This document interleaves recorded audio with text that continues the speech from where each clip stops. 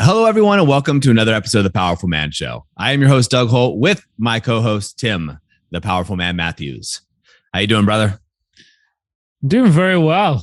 Yeah, I'm trying to position myself. It's the first real sunny day of the year, and it happens to be at the exact time of the podcast. So if you see me moving around, I'm trying to get out of the sun. But overall, I'm doing very well. What about yourself?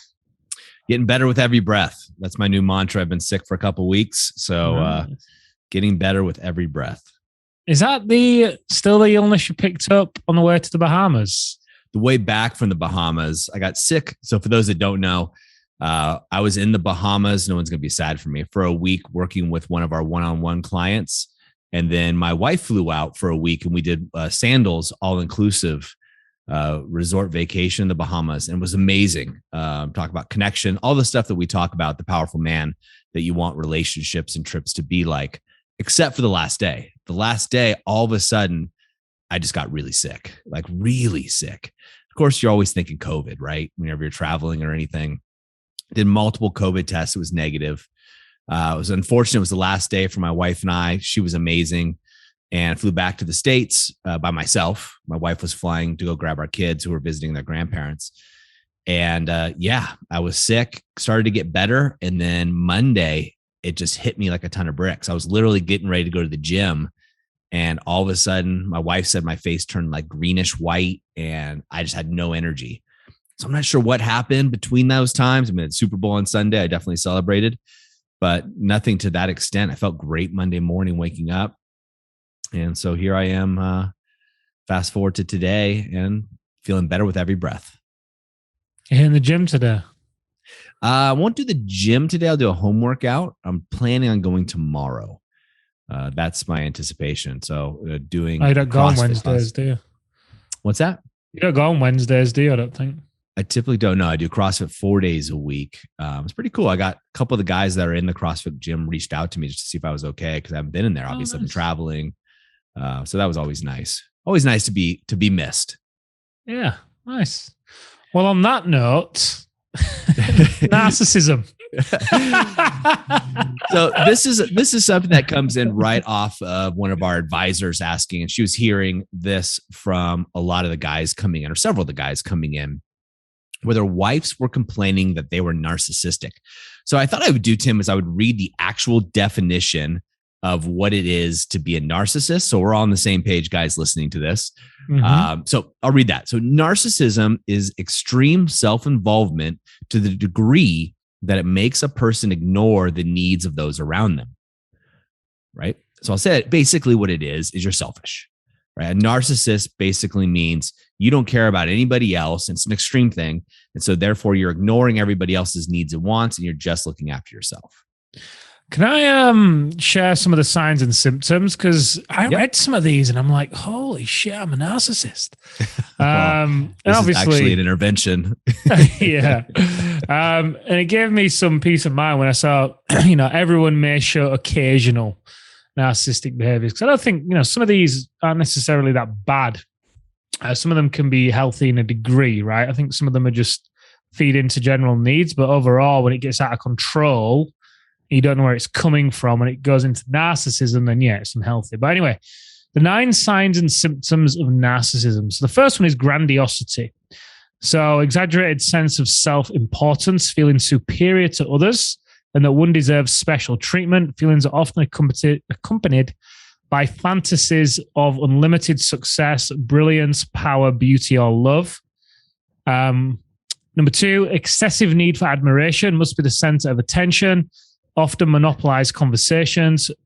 Patients feel slighted, mistreated, depleted, and enraged when ignored. The third one is superficial and exploitive relationships. So relationships are based on surface attributes and not the unique qualities of the individual. The fourth one is a lack of empathy. The fifth one is identity disturbance, which kind of feeds into the first two, grandiosity and excessive need for admiration. And then you've got the sixth, which is difficulty with attachment and dependency. So that is really about you needing relationships that only really show up the image that you want to really convey, right? And relying on feedback from the environment. And the seventh one is chronic feelings of emptiness and boredom. I think that's a big one for a lot of the guys that come to us. And then vulnerability to life transitions. Not really being able to sustain reality-based personal or professional goals all the time. The ninth one, it says, the culmination of all these really is a significant risk factor for suicide. Yeah, I don't think you have two of those. That's funny. So anyway, you were saying about the advisor and bringing this up. What were you thinking? Yeah. So there's a lot of things that are going on here. So anybody that hears those, as you said, is going to self-recognize. You're going to recognize yourself in some of those attributes. And what's happening here, in my opinion, Tim, is the classic thing we talk about, the pendulum, right? The pendulum thing, or the scales. The scales is probably a better analogy, right? When you start off in your relationship, the scales are tipped in your favor of good experiences, right? You can get away with so much more. Your jokes are funnier to your partner. Everything you do is a little bit better, right? If you can picture the scales, what I'm talking about here is kind of like the old scales of justice, right? Where you have a scale on one side, let's call that the good feelings or experiences, and the other side's a negative. And the good feelings far outweigh the negative in the beginning. And it's great. And over time, little resentments creep in, things happen. She finds, you don't put the toilet seat down, and et cetera, et cetera. And over time, it becomes neutral. You guys start to become like roommates, right? And not always like what I say, not the cool roommate that tosses you a beer and you watch Sports Center with, but the roommate that criticizes you, right? That you don't want to be around. And then those negative feelings and experiences keep adding up because they don't get addressed properly. And this is where therapy, in my opinion, misses the mark, because you're always talking about the negative. You're looking in the rearview mirror.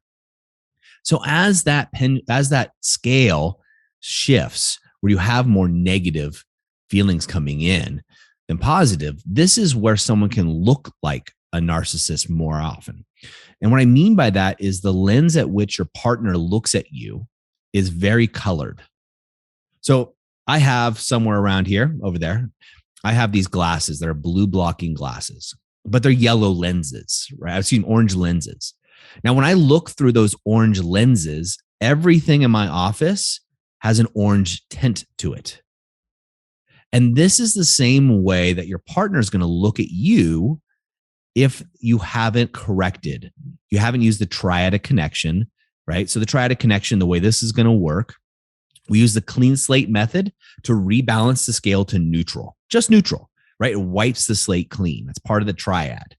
The other part of the triad is the hidden motives technique. What that's going to do is start shifting the scale in your favor. So the good experiences are going to start outweighing the bad ones again, right? So you're going back to what you used to be early on in your relationship. In order to continue that, the third part of the triadic connection is the live like a king system. And so until you do that, your partner's always going to be walking around with these orange glasses, so to speak, like the ones I have. And she's going to be seeing you through the lens of selfishness because there's no connection there. She's not connected to you. You're not connected to her. So therefore, every action that is happening looks like you're just doing it because you're selfish, not that you're just doing it. She's wearing these orange colored glasses, which is the glasses of narcissism that she's viewing you from. And this is where the triadic connection comes in. And essentially, without you having to talk about it or go to therapy or anything, it takes those orange glasses off of your wife or your partner so she can now see much clearer what's really going on here. Yeah, do you know what? That wasn't the direction I thought you were going to take this in. And I like it. I think it's great. And you spot on, right? You spot on. We often talk about that analogy of there being mud on the glass, right? For those people that don't know, not familiar with it, if you imagine a piece of glass between you and your partner, over time, as things go unsaid or unresolved, and resentment stacks, it's almost like a little bit of mud gets flicked on the glass. And, eventually over time, the more mud that gets splattered on there, the less you can see the other person. I mean, she's still there. You're still there too. You're the same people, but you can't really see them for who they are. And it's interesting because can I just take this conversation at a different angle? Sure. hesitantly. I was just thinking about these human needs. Sorry, not the human needs. Some of these narcissistic traits. I was thinking about the how to get your needs met masterclass we were taking the men through in the Brotherhood, where we spoke about some of the human needs. And the reality is, guys, some of these needs that we all have as human beings are actually just needs that we have as human beings. And therefore, if you're not getting your needs met, let's say your needs for desire or admiration from your partner because she's looking at you through with those glasses on, right? Then by default, you are going to want to get that need for desire, admiration, significance somewhere else. And this is where guys then often go and work longer, or they want to spend, more time in the office than they do at home, right? Because it's easier. When I'm in the office, I'm the man. People look up to me. They don't answer me back. They don't question me, right? And I think a big part of this as well is recognizing that, because I think sometimes, if you listened to some of those descriptions in the beginning, you might have been a bit concerned thinking, wow, well, I self-identify with that one. I self-identify with that one. And the flip side of that is that's okay, because there's a healthy component to that. But the unhealthy component to that is when you don't recognize it's actually something that you need, and therefore you let it get out of control because you don't know how to get it within your relationship. And therefore you essentially become needy. When your needs are not being met, you become needy. And that just makes it worse. It puts even more distance between you and your partner, because like I said, whether you stay at work longer or whether you are on edge, you become a deer versus a wolf. So you react, you defend, you excuse, you explain, you react, which to her further solidifies those glasses, right? And further then proves to her that, yeah, he is this, right? She's maybe read this somewhere in a magazine, right? Is your partner a narcissist? And maybe she's read those 9 signs. And then when you walk in through the door and she confronts you about something and you go into deer through those glasses, she may think that you have a grandiose vision of yourself, right? She may think that you've just got to be in relationships where everyone looks up to you and worships you. And then when you go to the business function together, and no one knows there's anything wrong between you guys, and everyone is reinforcing that image of you, that might further reinforce to her the grandiosity, the environment sign and symptom. So bringing it back full circle to your point, Doug, yeah, being able to remove those glasses from your wife using the tools that you mentioned is key, along with as well understanding that there's an element of this that's healthy, providing you're able to know how to create it, right? Which by default, those tools that you're talking about will do that anyway. Absolutely. I wonder if you're just justifying the fact that you have 7 of these 9. Totally am. Yeah. Totally am. So what I want to do is, I don't have your 9 list in front of me, Tim. So I just did a quick little Google search, and WebMD, right, has the 4 most prominent signs of narcissism. So what I want to do is break down all 4 and look at this from a more practical perspective. And I'll just say them out, or I can put them in there for you too as well. The first one, and you mentioned this, is a sense of entitlement, right? A common sign of people with narcissism is they believe that they are superior to others, or, and this is what happens more commonly in these relationship issues, is they deserve special treatment. Now, what happens here, in my opinion, is you and your wife have grown apart. You become roommates, right? That you lay next to each other in bed. Neither of you are touching each other, or if you're trying to touch her, she's got a headache, she's reading, she just doesn't want it tonight, right? So you're inches away, but miles apart. So when we're looking at this here, the sense of entitlement or deserving special treatment, what you're thinking is, hey, I deserve intimacy. I deserve respect. I deserve admiration for all the things that I'm doing. And on her side of the street, the conversation is, whoa, we're not connected anymore. You don't deserve any of this until you show up as the man, as the wolf, the wise, open, loving, and fierce person. You don't deserve any special treatment. You don't deserve to be treated specially. So she's feeling this feeling of neglect almost, that she's running the ship by herself, whereas he is feeling like, hey, I'm out there hunting. I'm building this business for our family. I deserve this love, admiration, and respect. And so that's where the disconnect comes in. Again, the triadic connection really helps with this, going forward. And so the sense of entitlement that she is perceiving or he's perceiving is true. And again, it's the glasses, right? You're looking at each other through a shaded lens that's not working. And this is where the clean slate method cleans it up altogether. The second one I'm seeing, jump in anytime you want here, Tim, but I'll keep going through the four. The second one I'm seeing is manipulative behavior, right? WebMD's got this down as a narcissist. They're trying to be controlling. Well, yeah. As a guy, I went through this, Tim. When my marriage wasn't working, I was trying to control the container of my marriage. I was trying to rein it in. And the other things, being a good guy wasn't working. So I went to well, here's what I know to do. I can run multiple companies successfully. I can run large teams successfully. So now I'm just going to run my friggin' house, right? And you get to a place where that's it. I'm going to control this. My story was she obviously doesn't know what she needs to be doing or should be doing or could be doing. I know better. And I really thought that, right? So let me just go ahead and shift the things that we're doing as a family.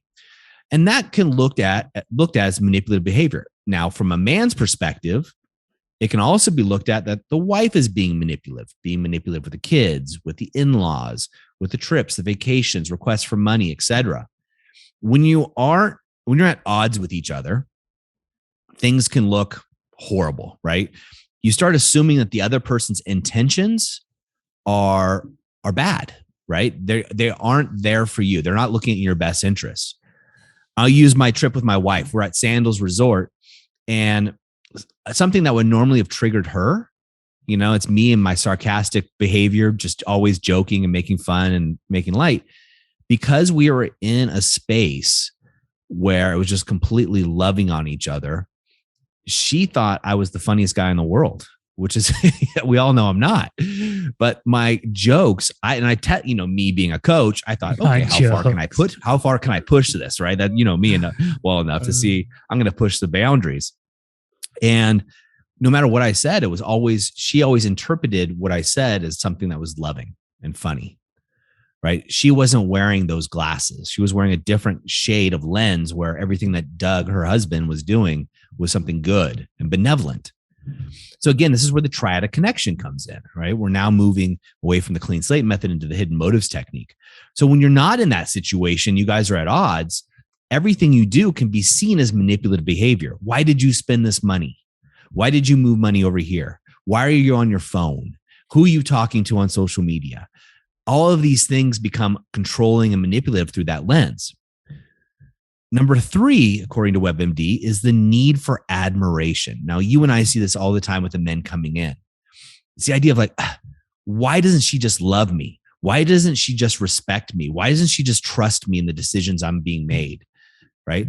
And then they become deers, right? They become needy in their relationship. They're not getting the love that they believe they deserve.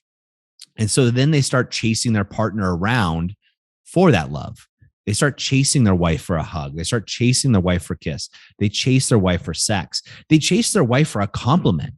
They're kind of like saying, and I was in this situation, but guys, what we start doing is hey, babe, did I do well? I cleaned the kitchen. Take a look. Right? Oh, guess what? While you were gone, I vacuumed the house. And meanwhile, the wife's yeah, I vacuum all the time. Or I don't care. You missed a spot over here. Or wow, you vacuumed once. Or whatever the story is.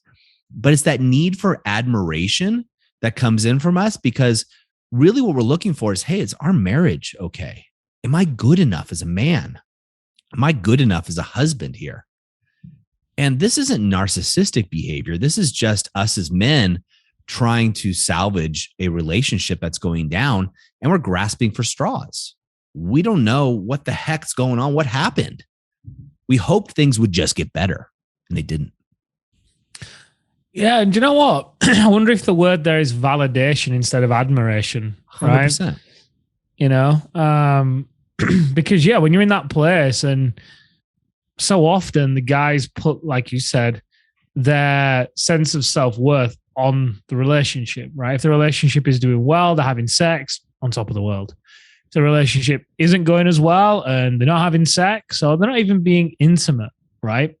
Then it's the end of the world. And And they've got to be able to learn, in my opinion, this is what the guys in the brotherhood and the inner circle do so well, and even the activation method too. They detach from that, right? So therefore, their relationship and their wife doesn't become the only source of validation or the main source of validation. Because look, a lot of them get validation from business, but that's only going to last so long, right? And yeah, I don't think it's even a narcissist whatsoever. If you're walking into your home environment and your kids might not be listening to you and your wife isn't listening to you and you don't really have a voice, you don't really have any stance within the household, and you're trying to fight to reclaim the frame, and you don't know what you're doing, you're grasping at straws, and you still love the woman, right? You still want to be with her, and it's tearing you apart, the fact that you just can't seem to get on the same page, to the point where it's kind of like, do you know what? Throw your hands up. Then yeah, of course you want to get some validation. I think that would be quite a healthy thing to try and get in that scenario, because it's going to show you that the relationship is then moving back on the right path. I agree. And there's a difference between needing validation and desiring 100%. Validation. And what happens for most of the men, and they don't realize it. So guys, I get it. That most of you are going to be like, it's not me. But I get the chance to talk to thousands of you guys. So, I know it's on the other side of where you're at. And most guys are out there seeking validation, needing validation. Mm-hmm. And that comes across as needy, right? Remember, we talk about the cat. There's a podcast where I talk about cat theory or string theory. Can't remember what we titled it. But like a cat, if you chase a cat around, it just runs away. Right. And what a lot of men do is when they become needy, the woman starts looking at them as just another child in the house that they have to take care of. Just another thing that is taking their emotional energy away, not adding to it. And that's where it comes in. Now, when you talk about the labeling, I like that a lot. And again, when I say need for admiration, I agree with you. It's actually validation, but this is what WebMD is saying. So I'm just using their definitions. Last night, so every night before I put my son to bed, he's 4 years old, guys. I put him to bed. We read books to him. We do the same thing with my daughter, and she's 2. So I'm putting my son to bed, and so I'm reading books. And this book is about how to teach a dragon about diversity, right? So it's one of these cute books. It's a great book. Recommend it. But essentially what it is teaching this dragon that everybody gets labeled and everybody's different, right? We call a white guy because we need to put a label on it. We call a black guy. We call a fat guy, a tall guy, a short guy, whatever it is, red hair, pale, tan. As humans, we need to label things to fit them into a box. And so what happens a lot of times is I read these out, right? Your wife or your wife's calling you a narcissist, or you're calling her a narcissist because you're needing to justify what you're seeing. Doesn't mean it's valid. Doesn't mean you're right. Doesn't mean she's right. But you're needing to put a label on that thing. And that's where this comes in often. Yeah. Do you know what? The Alpha Reset we did in October in the UK in the Lake District. October, November. Anyway, regardless. One of the guys that showed up there, first thing he said, you know how it goes, sat around the table that first night, the conversations start happening, guys start opening up. Anyway, we asked him why he was here. He goes, because I'm a narcissist. I'm like, whoa. Immediately in my mind, I'm thinking, whoa, that's a heavy label to put on yourself. Wow. And as he continues to talk, he's like, yep, my wife tells me I'm a narcissist. I've been going to therapy now for 18 months because I'm a narcissist. And he just kept saying these different things, but kept in doing so also coming back to the label of I'm a narcissist. I'm a narcissist. And in my mind, I'm thinking, look, you're not a narcissist, just a guy in pain. Like, I don't believe you're a bad guy who genuinely is a pure narcissist and looking to just manipulate from a place of evil. And, you just strike me as that guy. And been through the activation method too. So we knew the guy, right? Anyway, long story short, by the end of the Alpha Reset, he's like, holy shit, I'm not a narcissist. Like, no, you're not. Oh, look at you. Like, you know what it's like with the transformations the men go through, right? He could clearly see. And he'd gone back and, his wife felt the difference from him and all that. But yeah, his wife, to the point, was putting this label on him. He'd been able to reconnect the marriage and rekindle it from the brink of divorce. And Awesome. the alpha reset just really drove it home. Yeah, he wasn't at all. He was just a guy in pain, wanting to win his marriage back, whilst also doing the best to hold on to the little thread of identity that he had within the family. And that sometimes came out in him being deer and going into deer mode. And then it's like, well, you're a narcissist. It's like, whoa, whoa. And then every time that got said, it made him worse, right? Because that hurt him. So he went further into deer, and it was just this cycle. But yeah, he wasn't a narcissist. Well, it happens when we start self-identifying, right? Someone gives us a label and we start self-identifying with that and we start believing the story. This happens to all of us, guys, whatever story it is. Some of them are good stories. Some of them are shitty ones. We start believing the story. So when you start accepting that your wife is calling you a narcissist, you start becoming one. You start believing it anyway. When you start believing your wife is a narcissist, the same thing happens. You start looking at her through those orange lenses, like I was talking about, right? It's the same thing to go through. So you got to be careful of the labels that you put on other people and yourself as well. But when we're looking at this, again, what's really happening, I got one more, which is number 4. What's happening here, number 4 is going to really bring it home that WebMD has on what to look at, how to tell if someone's a narcissist, is it's the lack of connection. And that's why we have the triad connection. Triad connection, again, clean slate method, wipes the slate clean, gets rid of all the bad stuff, gives you at level neutral. Then we have the hidden motives technique, which moves you into a positive, and the live like a king system, which allows you to keep it there as long as you're using the systems for the rest of your life. Number 4, Tim, the last one on this list that I have in front of me is lack of empathy. And this is one we see time and time again. So at the alpha reset, the activation method, the wives are complaining about the men or the men are complaining about their wives having no empathy for them and their situation. She doesn't understand, or he doesn't understand, or whatever it may be. And this lack of empathy isn't actually lack of empathy at all. It's a lack of understanding what the other person's going through because you're not connected. And when you're not connected, you're looking at everything someone's doing as malevolent. It's evil, right? They're doing something to harm you, to hurt you. And when you're looking at it through that lens, you think they don't understand you, so you become hurt. And when you become hurt, there's a hierarchy of emotions. You eventually become angry, right? So it's that hurt that comes in because you're not connected, right? It's the roommate without the ring situation, or roommate with the ring, situation. You're not connected at all. And so what you do is perceived as being unempathetic. Like you don't understand the trials and tribulations. And maybe you don't, right? And that's entirely possible. But it could be because you're not connected. We see this a lot with men whose wives are taking care of the kids, predominant caretakers. The women are saying, hey, look, you don't understand what it's like to take care of 4 kids. Like, it's killing me inside. I've given up my career. I've given up having adult conversations. I've given up all these things to raise our kids. I'm grateful, but you don't get it. And the man saying, well, you don't understand me. I'm going out to work all the time. I'm missing the family vacations. I'm missing these things. I'm bringing home money and I'm not getting any appreciation or admiration. And these 2 people are having 2 different conversations and no one's being heard. No one's feeling understood or seen.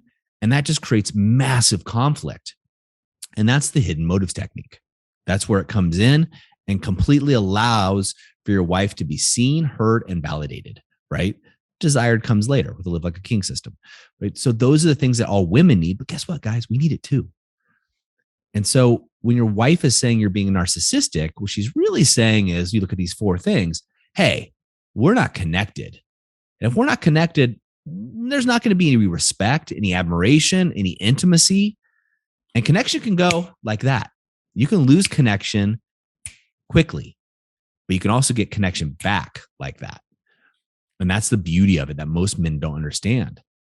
And this is also why when I was going to marriage counseling with my wife, we'd go in there and issues would come up, but we'd walk out of there 10 times angrier at each other than we were before, because we felt like there was the need for admiration, manipulating behavior. We were vying for I felt like we were both trying to get the therapist on our side, right? And the therapist was trying to get us to understand the other person's point of view. You just can't do it there because you're looking in the rear view mirror.